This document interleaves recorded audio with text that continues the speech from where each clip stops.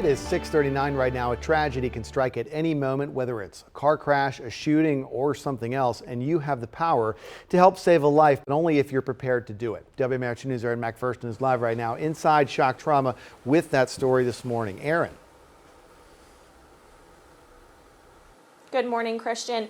Well, uncontrolled bleeding is the #1 cause of preventable death. So if you can help stop the bleed, you could help save a life. Now, joining me live this morning here in shock trauma is the Chief of Trauma, Dr. David Efron, and he's going to show us exactly how you can do this by applying pressure. So what are those things that people need to do if they come across a scene? So the first thing that you need to do is apply pressure. Ideally, you have gloves on, but if you don't have gloves on, absolutely, you can just put your hands over the wound that's bleeding. That's probably the most important thing that you can do. If you do not have gauze, you do not have a kit, special dressings, even something as simple as a t-shirt can actually help. It actually helps facilitate your ability to apply that pressure. A rag, anything will help. If you're lucky enough to actually have a kit with special gauze, you can take out the gauze and actually ideally pack some gauze into the wound itself, and then again applying the pressure. Now, how effective is just simply applying pressure to a wound? Extraordinarily effective. Ideally, you will not necessarily be alone for a very long time when help is on the way and professionals can help take over. But even our first responders, that's the first thing that we do.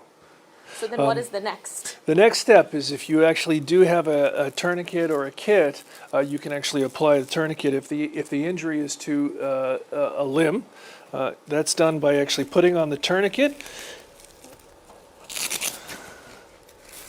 cinching it down, and the most important part is to effectively cut off the arterial flow to the limb by using what we call the windlass on the tourniquet.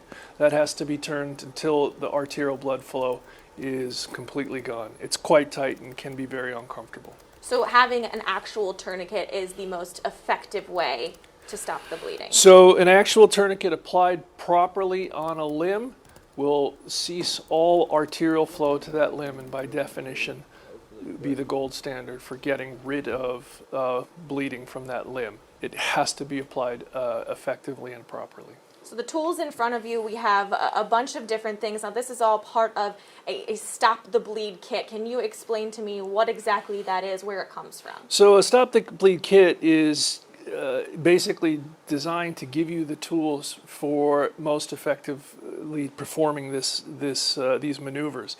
It is a kit that you will find, it's often vacuum packed like this. We find them more and more at places where you will find defibrillators, and that word is getting out. It comes with special dressings, it comes with gloves, it comes with some enhanced gauze and some scissors to potentially cut off clothes to get to the wounds that you see, and it does come with a proper tourniquet. It's very important to know how to use these properly, and as part of our courses we train people in this. Thank you, Dr. Efron, and he mentioned that there are some courses so you can learn how to do this, how to apply a tourniquet properly, and even before you take a course, if you come across something, just applying pressure is the best way that you can save a life. Live here inside Shock Trauma, Aaron McPherson, WMAR 2 News.